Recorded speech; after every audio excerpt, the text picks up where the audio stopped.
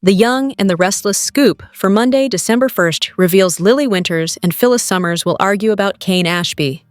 Also coming up, Jack Abbott's family will be stunned by his plan to counteract Victor Newman. Plus, Victor and Adam Newman will lord it over Cain when he makes them an offer. Y&R spoilers tease Victor will remain worried, as he hasn't heard anything from Nick Newman. Adam Newman will offer to fly out to LA, but the doorbell will ring. He'll open the door and Cain will be standing there. "So what do you want, Cain?" Victor will ask. He'll say he's there to admit defeat. "You won, Victor." Adam will say they've made it clear they don't have his software. Cain will tell him to stop denying it. He knows it was Victor, but he also wants to offer him a deal. "I'll give you everything, my entire empire," Cain will offer. Adam will say they could just wait for Arabesque to die. Victor will say he's not interested in picking the bones of Arabesque. "It's Judgment Day for you," he'll add. "Instead of rescuing you, I'll let you twist in the wind until you reach your inevitable end." At the GCAC restaurant, Lily will have another one-way phone conversation, this time with her son. Then Phyllis will come down, and they'll glare at each other.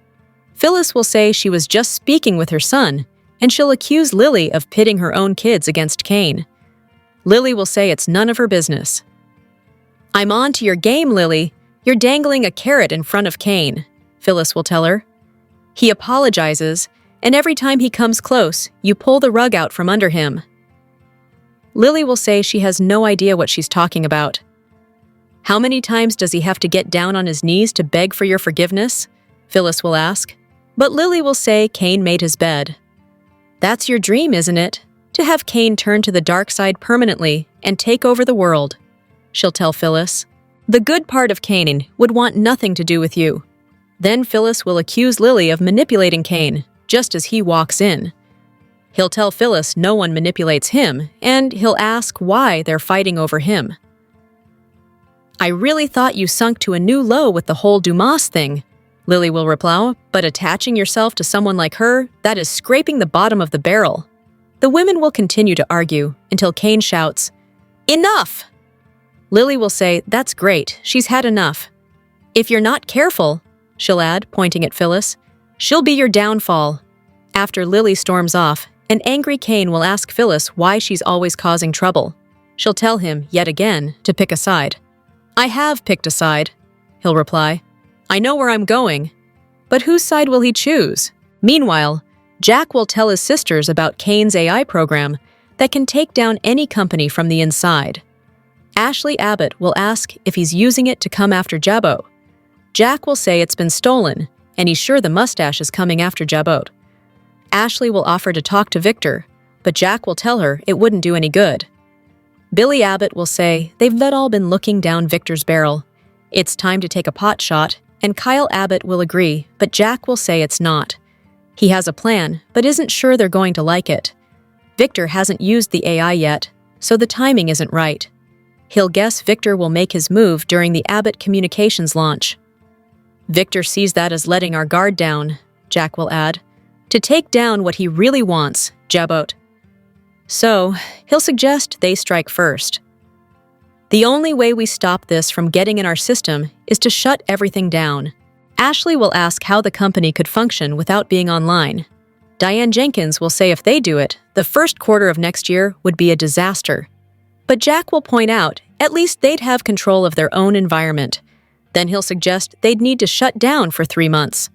Finally, Tracy Abbott will ask what Jack thinks their father would do. She'll add the long-term effects of shutting everything down would be devastating. "Are you sure there's no other way?" Ashley will ask. But no one can think of a better idea. So, will they agree with Jack's plan to shut down Jabot? Stay tuned. Keep reading The Soap Scoop for Young and the Restless spoilers and news. And make sure to also join our Y&R Facebook group or leave us a reply in our comments section. But if you miss an episode, don't fret. You can watch The Young and the Restless online at cbs.com. Hello everyone, welcome back to my channel, Pulse Canvas. It's me, Julie here. I hope everyone is having a wonderful day. Keep watching. So let's dive into today's video. Here are your spoilers for The Young and the Restless episodes airing from Monday, December 1st, 2025, to Friday, December 5th, 2025. Victor sets a trap for Cain Phyllis, and Lily take the gloves off. The Abbotts strategize to protect Abbott. Victor receives a distress call from Los Angeles. Jack makes a bold move to protect Abbott. Audra pleads her case to Nate. Victor confronts Matt Clark. Sharon and Nick are backed into a corner. Sienna and Noah plot their escape. Victor turns the tables on an enemy, while Matt Clark forces Noah's hand.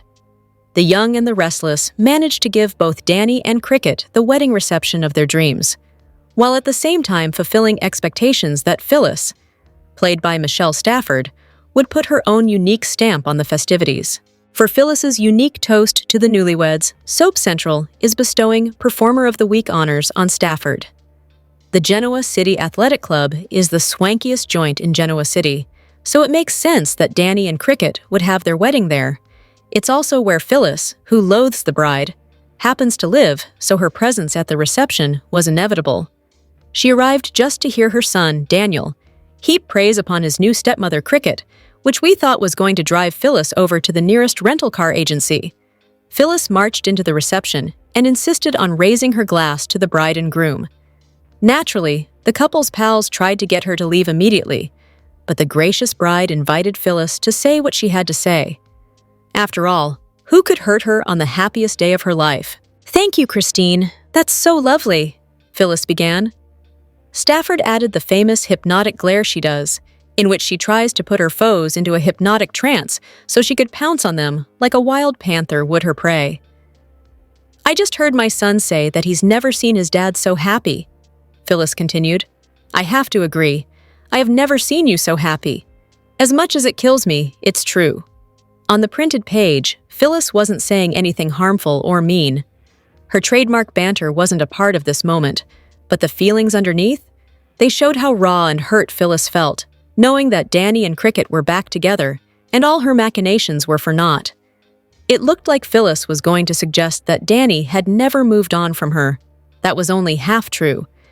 She suggested that the person Danny had never moved on from was Christine, not Phyllis. "You never, ever gave up on your love," Phyllis added. "So I want to raise my glass to your long and enduring love. Clearly, you were meant to be." Phyllis complimented Danny on his big smile, and she could have exited. But why quit when you're ahead? She turned her attention to the beautiful bride. "And you, Christine, to your tenacity," Phyllis said, rhetorically asking, "You never, ever, ever gave up, did you? Wow! You've finally got your man. Cheers! Cheers, everyone!" At this point, Daniel stepped in and helped usher her mother out of the room so that the reception could continue. As Phyllis was, Alki put her glass of champagne down without taking a sip of it. Everyone was aware that Phyllis didn't believe a single word of what she was saying. However, as the bride herself described Phyllis's speech, "You know what? It was actually kind of decent considering it was Phyllis." While Phyllis's speech was indeed decent, Stafford's performance was spectacular. It's rare to see Phyllis concede defeat. However, her gift to Danny and Cricket was indeed to do just that. Bravo to Stafford for her dynamic performance. The Young and the Restless star.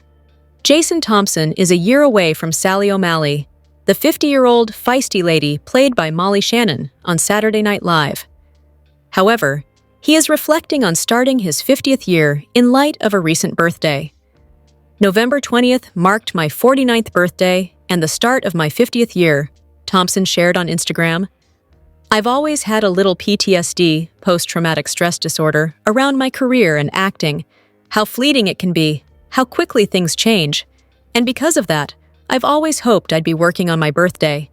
And yesterday, I was.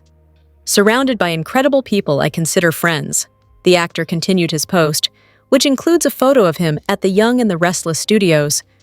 "Collaborators of the highest level, telling stories that have been unfolding for longer than I've been alive. I'm grateful." Jing Shi, the daytime Emmy-winning actor, shares, "I'm excited to start a new year, and I'm honored to keep unraveling a life on the small screen. To my partner in this alternate life, a character I am stoked to embody every day I step on set, Billy Abbott. and to the entire Y&R cast and crew, producing team, the studios, and the networks in every country that airs our show. The fans. Thank you for allowing me to be a part of this remarkable, ongoing history. Love you all, Thompson concluded. Thompson received positive comments from his coworkers and daytime pals on his thoughtful post. "Happy birthday, Jason," shared the actor's TV sister, Beth Maitland. "You are a light and a blessing. Your attitude of professionalism and appreciation brings so much to the work, and I'm so proud to know and love you." "Happy birthday, brother," posted Rory Gibson, formerly Noah on Y&R, who calls General Hospital, Thompson's former serial, home as he plays Michael Corinthos. For years, Thompson played the part of Dr. Patrick Drake on GH. "Being on set is my goal for every day, too, haha." "I love that picture," Maurice Bernard says. Adds Courtney Hope, who plays Sally Spectra, Billy's love interest. "Honored to work with you. Happy birthday. Hearts." Matt meets the great Victor Newman, while Audra pleads her case with Nate, again. Will she be successful? Next week, on The Young and the Restless, Victor is in a menacing mood, and he carries this vibe with him in 2 cities, Genoa City and Los Angeles. Yes, after he does some dirty business in GC, he then takes his act to the West Coast, where he comes face-to-face with Matt Clark. How will Matt/Mitch respond to Noah's grandfather taking him on? Back in Wisconsin, Audra attempts to plead her case to Nate. Again. But will she succeed? Next week will feature multiple opportunities for characters to battle, beginning with the mustache. After he receives a distress call, Victor hightails it out to LA, where he'll confront Matt Clark. The question is whether he'll get any further with Matt than Sharon and Nick did. This is Victor. So he will attempt to put the fear of God in Matt Clark. Will the Shadow Room owner flinch when he sees Victor? Or will he pretend he doesn't know the man? Back in Genoa City, Claire loses her cool with Audra. Unhinged is a natural state for Claire. She may not have tapped into that side of her in a while, but it's always there. Can Audra out-hinge Claire? Something tells us that she cannot. She thinks she can, but she really, really can't. Elsewhere, Phyllis and Lily are shaping up to be major rivals. Phyllis is territorial, and now that she is with Cain, she will make sure things stay that way. Meanwhile, Lily is starting to soften her stance regarding her ex-husband. This situation with Phyllis might prompt Lily to open her eyes and heart even more, just to spite Phyllis. How brutal will it get between these two? Before Victor heads to LA, he makes sure to leave something behind. He just can't quit trying to get back at Cain for even thinking about taking down Newman Enterprises. It's not enough to let that AI superweapon destroy Arabesque. Victor sets a trap for Cain. Does the man fall for it? Victor's rival, Jack Abbott, resorts to drastic measures to prevent the destruction of his family's company. The spoilers hint that Jack makes a bold move to protect Jabot, and he'll also trust Nikki with a secret. Yes, Nikki is fond of Jack. They are besties, but will she be able to keep that secret? Meanwhile, Jack's wife and son go another route. Diane and Kyle decide to dig for dirt on Victor. That's all well and good, but is this a realistic approach? Because Victor prides himself on being untouchable, no matter what. In GC, Audra pleads her case to Nate. We hope Audra is prepared for the worst-case scenario. Nate seems over his ex, and, well, he's already reconnecting with Victoria. Audra is basically alone, except for Sally and maybe Amy, so she needs Nate in her life way more than he needs her in his. In LA, Noah left the hospital and promptly got kidnapped. He and Sienna are trapped, but no worries. The shady lovers are plotting their escape. Will they be successful? Finally, Matt Clark forces Noah's hand on the same day that Sharon and Nick are backed into a corner. Will Matt win this round? Sharon and Nick have turned into revenge warriors in LA, so they will hopefully be able to work or fight their way out of the hole they find themselves in. Could they become a happy family again by the holiday? Nick and Sharon are in Los Angeles after learning about Noah's crash on The Young and the Restless. The two seem to have gotten back together, but they could make it official once their son comes home. Sharon and Nick ran into Matt Clark. This surprise meeting left them with more questions than answers. First, how did Matt Clark cheat death? And second, why does he want to cause pain to their son? That's when they found out that Noah was having an affair with his wife, Sienna. Noah unknowingly caused his parents more trouble. But Sharon and Nick aren't taking this fight sitting down. They're ready to fight back and get their son home. Once Noah was discharged from the hospital, he was kidnapped along with Sienna.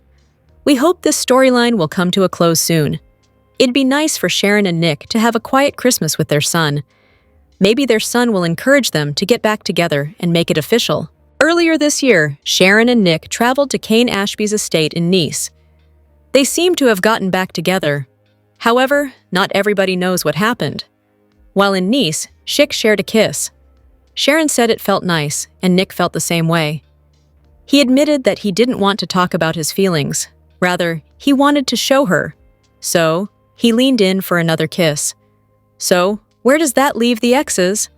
Unfortunately, they're dealing with the return of Matt Clark. However, once they receive justice, they will eventually reunite. They will either make their relationship official or have grief sex over what happened. This is the perfect time for a reunion. Phyllis is enjoying her fling with Cain while she moves on from her ex, Danny. This allows Schick to re-examine their relationship, especially when the holiday season has a way of bringing people together. Has Phyllis finally redeemed herself on The Young and the Restless? Victor and Jack go to the mattresses. The Young and the Restless, spoilers for Monday, December 1st, usher in a new month with Lily and Cain dropping the nice girl act. They pretend it's over Cain. It's over so much more than Cain. Cain came back to Genoa City in order to win back Lily's heart. He kept telling her that, and telling her that, and telling her that. And Lily kept rejecting him, and rejecting him, and rejecting him. So Cain slept with Phyllis, not just because of Lily. Cain also wanted to hack Phyllis's computer and prove that she'd stolen his super-secret, super-evil AI program. He failed at that. But coming downstairs with Phyllis did get Lily's attention. She pretended not to care. She cares. Phyllis, for her part, pretended to be above petty squabbling over a man. She's not. Now both women finally go at it. Over a man who doesn't deserve such passion. Victor always comes out on top. Because he is always right. About everything. So we know this squabble with Cain will end with nothing short of complete and total victory. But, in the meantime, we have to pretend to be on the edge of our seats as Victor sets up yet another trap for his latest adversary. Will it succeed? Will Victor win yet again? It's a stumper, all right. After Victor is done swatting away Cain like a pesky fly, he plans to turn his sights and his super-secret, super-evil AI program on Jack and his family company, Abbott. But Jack isn't one to lie down and die, and he's got a lot more experience going up against Victor.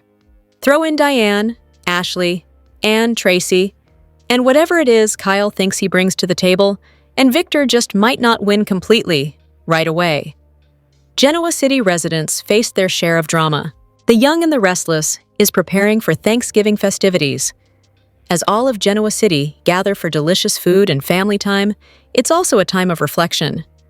After a drama-filled year, many characters have lots to be thankful for. If anyone had a tough year, it's Sharon. The coffeehouse owner started off 2025 being held captive by Jordan and Ian.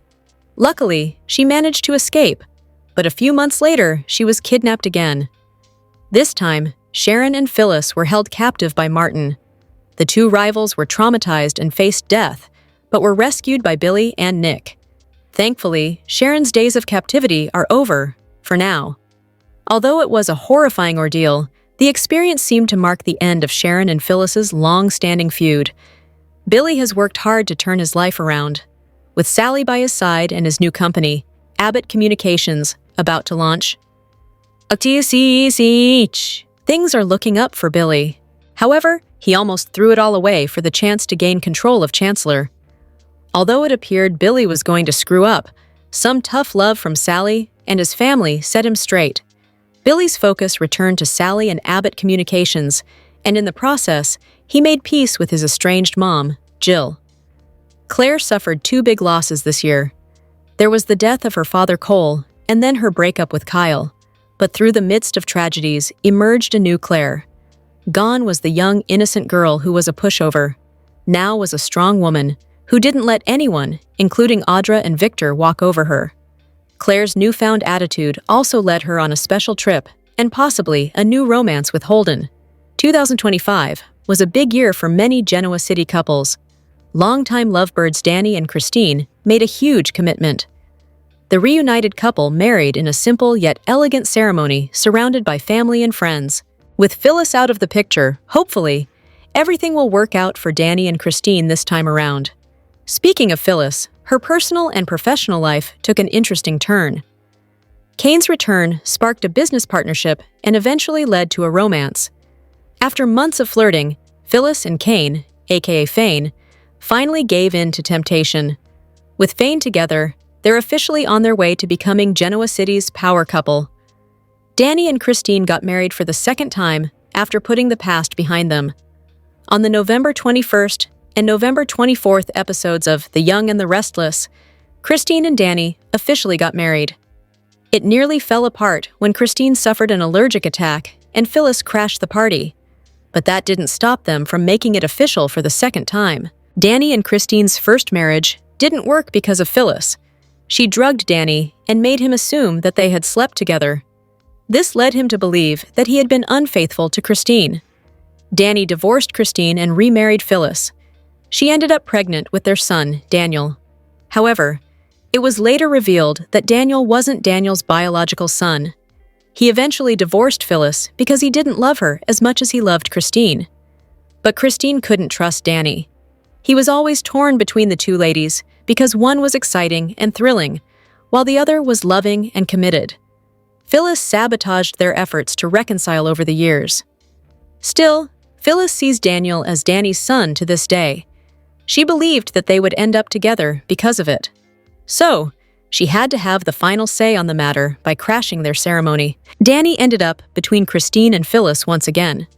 However, he ultimately chose Christine in the end.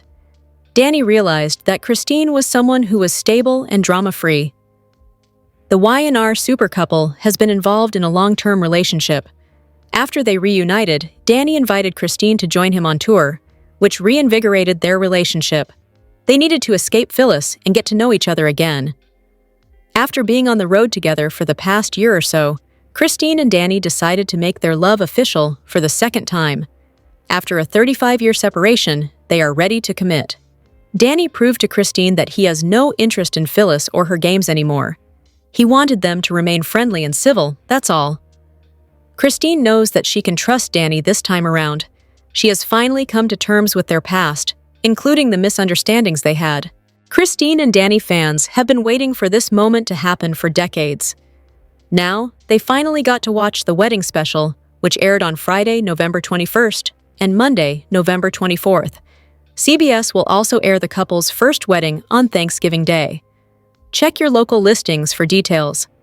The Young and the Restless doesn't just produce super couple weddings like the one for Danny and Cricket, but the show is known for having actors on it who have pretty special weddings in real life, too. What follows is a very intimate look into the ceremony of Cameron Grimes and her husband, Brock Foster Powell. In the words of Rizzo the Rat from Muppet Christmas Carol, Powell began his wedding speech to his bride. "Thanks for letting me be a part of this. Red, it took 32 years to find you, 5 years for us to get here, and 9 months to meet Bridger." Dressed in green suits, Bridger offered to let his son hold the piece of paper that had his dad's notes on it. "Hey, buddy, come here, dude," Powell said. "Yeah, you want this?" Then Bridger adorably started to walk off with the notes. "Well, I asked for it," Powell good-naturedly chuckled. "In 2019, Powell continued, I wrote a list of what I was looking for in someone funny, organized, compassionate, and open-minded. Someone who was passionate and not afraid to make a mess, not afraid to leave a mark. These are things I wrote 2 months before I met Carmen. I didn't know I was writing my vows at the time, and I didn't know I was writing about her. The video, produced by @Elevation Films, is like a movie. It captures the beauty of the day, the elegant wedding, and the fun-filled reception. We see the couple dancing, chatting with their guests, and more. At one point, the color in the video switches from color to black and white, prompting the viewer to pay extra close attention to the images. The couple marched down a street and waved to well-wishers riding by in a streetcar, "This is so beautiful," says Mandy Line, costumer for The Young and the Restless. "I could watch this over and over." Laura Lee Bell, Melissa Ordway, and a poster whose handle is Mickey Mouse Cafan chimed in with positive messages. The latter wrote, "This is so excellently documented. Love you both, Brock and Cam. You two were made for each other," followed by 2 heart emojis. Here is your weekly recap of The Young and the Restless for the episodes that aired November 24th through 28th, 2025. This week on The Young and the Restless, Danny and Christine's family and friends celebrated at the couple's wedding reception.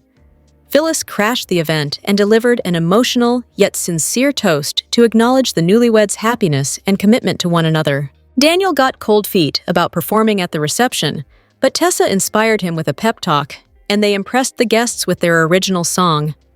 Danny and Christine left for their honeymoon in Paris.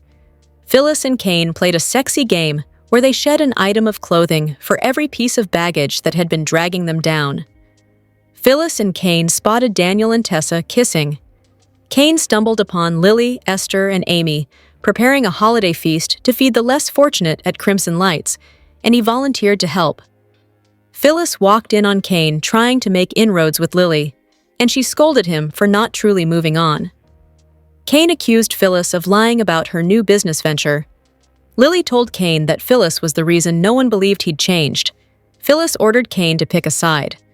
Following a lead from Mitch, Nick and Sharon desperately searched a seedy warehouse site for Noah, with help from Detective Burrow and Annie. Sharon sensed that Burrow was hiding something. Sally was moved to be included in the Abbott's traditional holiday festivities. Ashley returned home for the holidays. Claire agreed to Kyle's request to stop by to see Harrison on Thanksgiving, and the boy convinced her to stay for dinner. Claire later surprised Kyle by kissing him goodbye.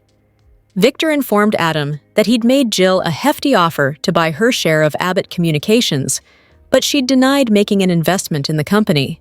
Adam was disappointed to hear that Victor planned to forge ahead with his plans to attack Jabot. Victor and Adam withheld the news of Noah's disappearance from the rest of the Newman family. Victor wasn't pleased when Victoria revealed she'd invited Nate to have Thanksgiving cocktails at the ranch, but Victoria was thrilled when her father later extended an olive branch to Nate. Phyllis acts like she has a problem with Cain, but she really has a problem with Lily. On The Young and the Restless, November 26th, Genoa City celebrates Thanksgiving. Phyllis tries to get into the spirit of giving and gratitude, but she's up to her old tricks again. It didn't take her long to find a new archenemy. On Wednesday's episode, Lily and Amy rolled up their sleeves and helped Esther at Crimson Lights. They geared up to give back as Cain walked in. Lily wondered what he was doing there. However, Amy told him he could stay. She felt better after sharing her feelings about Damien's death with Christine and Danny's wedding. Cain threw on an apron as Lily explained what he had to do. Phyllis also showed up to volunteer, which made Lily give up. She gave her apron to Phyllis and left the coffee house. We assumed that Phyllis had redeemed herself. She crashed Danny and Christine's wedding to share a toast with them. Surprisingly, her toast was nice. She could tell that the couple was happy. However, in typical Phyllis fashion, she also claimed that Christine won Danny in the end. It was still sweet even if she had to throw in a few digs. We had assumed that she got into the spirit of the Thanksgiving holiday. Phyllis assumed Cain wanted to impress Lily with his good deed. He claimed that he moved on from Lily, even though she was there. But Phyllis is the one who had the problem with this because she's jealous of Lily. Speaking of which, she walked into them talking about Cain's new venture.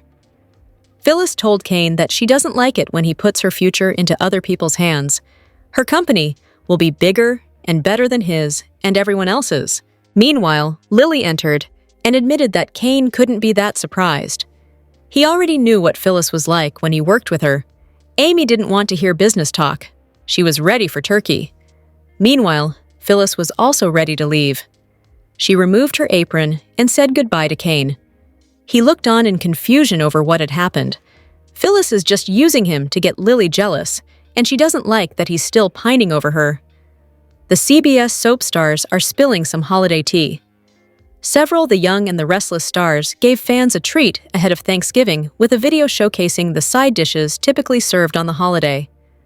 The official YNR Instagram account gave fans something to talk about by revealing the stars from the CBS soap's must-have side dish for Thanksgiving. Melissa Claire Egan kicked things off by revealing she has two favorite side dishes, mashed potatoes and corn soufflé.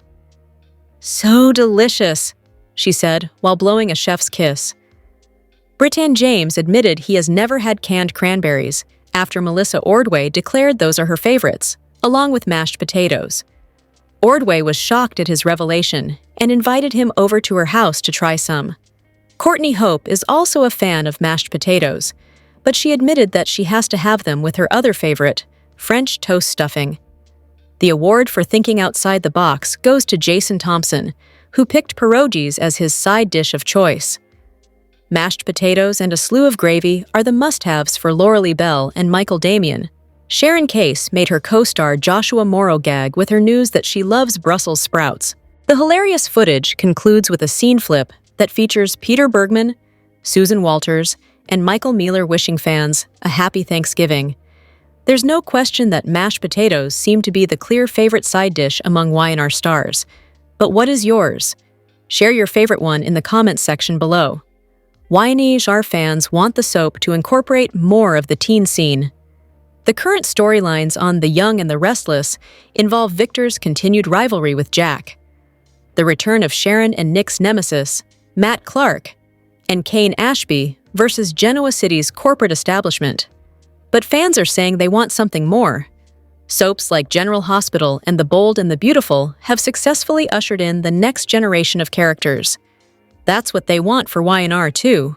On one soap opera message board, a fan proposed the idea of Y&R shifting its focus to a new Young and the Restless generation. They want storylines focused on Victoria's and Lily's kids. That same fan also would love to see the return of Fenmore, Lucy, and Christian.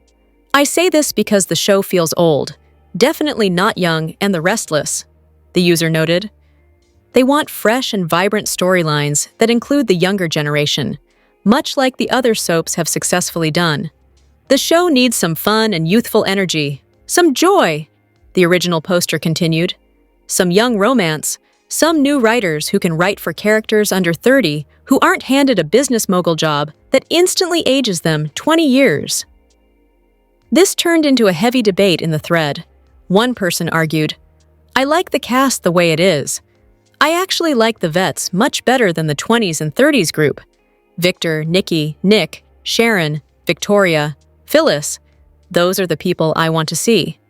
Someone else wondered who would become the supervillains of the younger generation. Who will be the Camerons and the Mitches to come back? There is no youthful drama. Another person agreed, "We need more teens, more teen and young adult stories.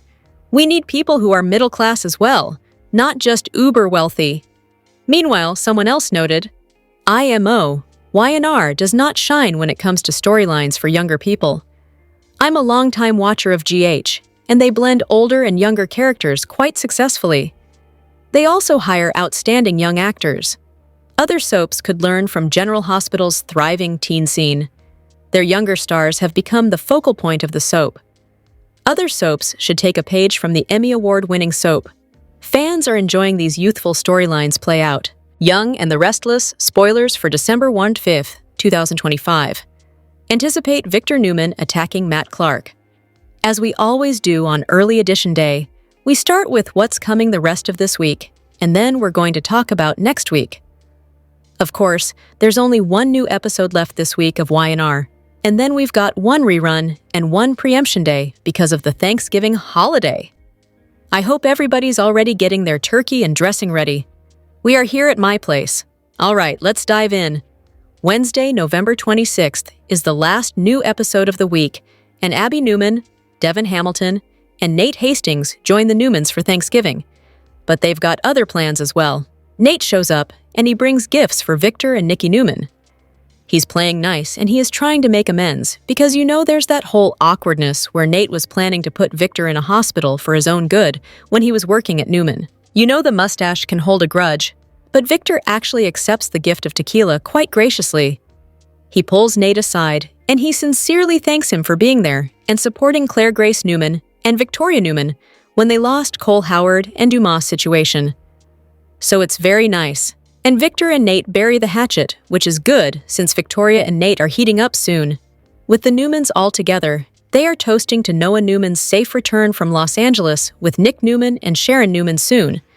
But when the family starts asking Victor about what is going on in LA with all of them, well, guess what? He lies and he tells Nikki and Victoria that everything is fine. Meanwhile, Chelsea Lawson Newman and Adam Newman are canoodling at their place. We've got Lily Winters, Amy Lewis, and Esther Valentine hanging out at Crimson Lights, getting ready to serve Thanksgiving to the poor. When Cain shows up and enters, he says he is there to volunteer to help. And guess what? Phyllis Summers is right behind him and says she's there to volunteer too. They both get aprons. Lily is disgusted by all this and just walks out. Phyllis starts yanking Cain's chain and says that she knows he came only to impress Lily after telling Phyllis that he was done with her. And of course, he and Phyllis got intimate. So Cain calls Phyllis jealous and tells her it's going to take him some time to get over Lily, just like it's taken Phyllis time to get over Danny Romalotti. Phyllis denies being jealous and then changes the subject to her new company while Lily eavesdrops on them.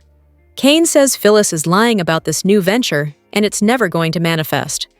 Then Lily walks up and says Cain will never change if he is with Phyllis. Lily says he has to choose one side or the other. And Phyllis is like, fine. She tosses down her apron and walks out. But Cain follows Phyllis to the GCA's and tells her that she should have expected to get an attitude like that from Lily considering what's going on.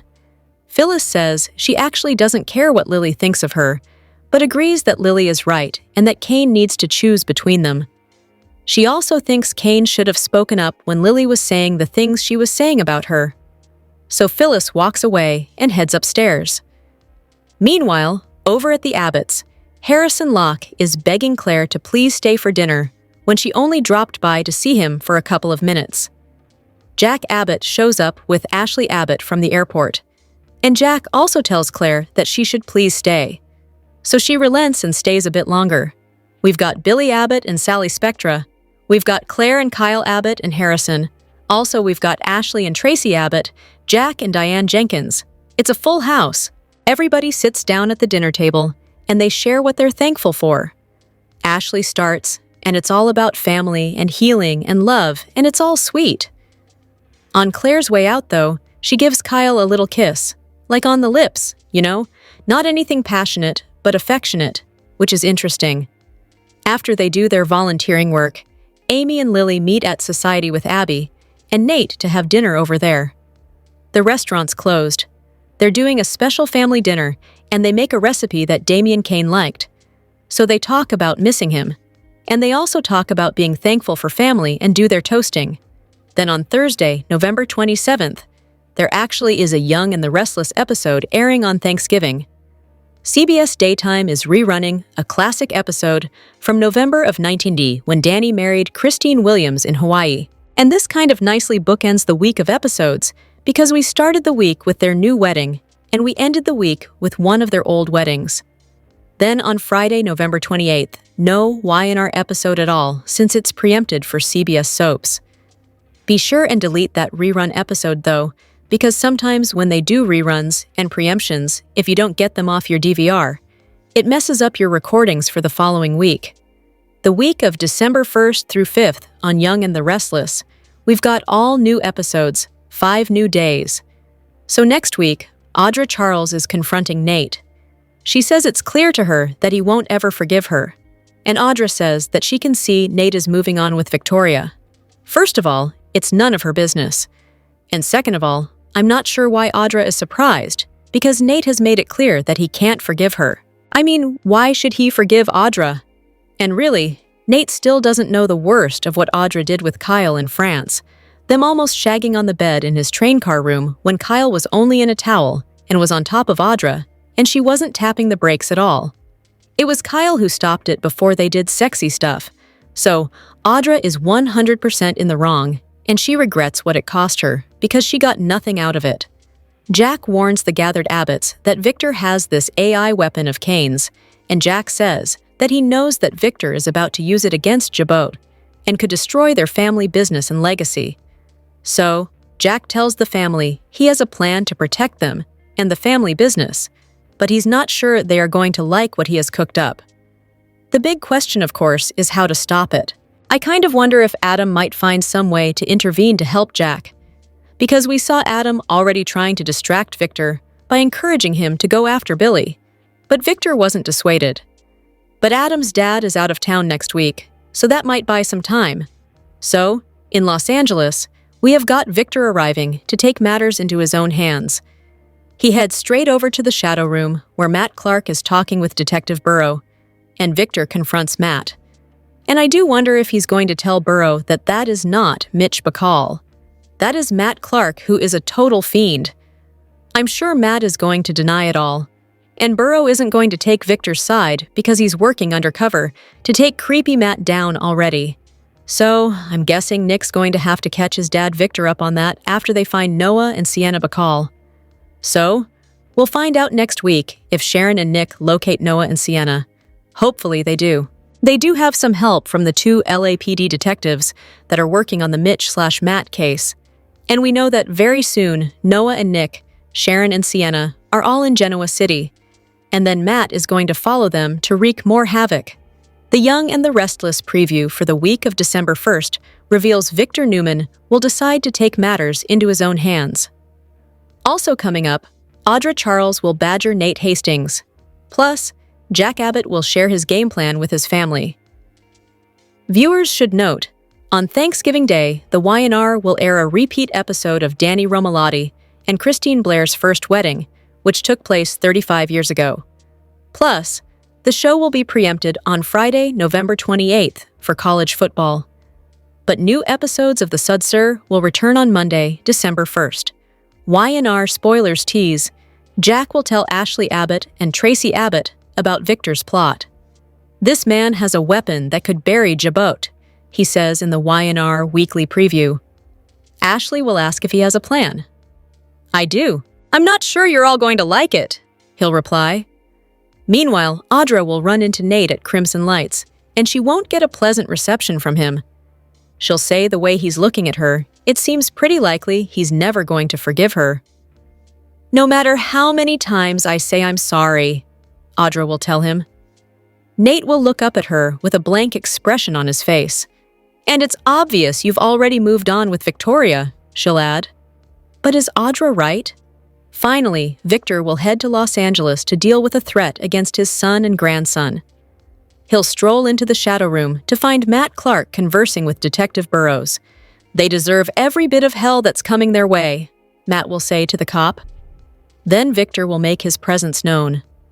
Well, I'll be damned, the mustache will say. Matt Clark. But will Matt regret messing with Victor's son and grandson? Stay tuned. Hey Y&R fans! Are you enjoying the new CBS Sudster Beyond the Gates? Then make sure you join our free Facebook group. Keep reading the Soap Scoop for Young and the Restless spoilers and news. And make sure to also join our Y&R Facebook group or leave us a reply in our comments section. But if you miss an episode, don't fret. You can watch The Young and the Restless online at cbs.com.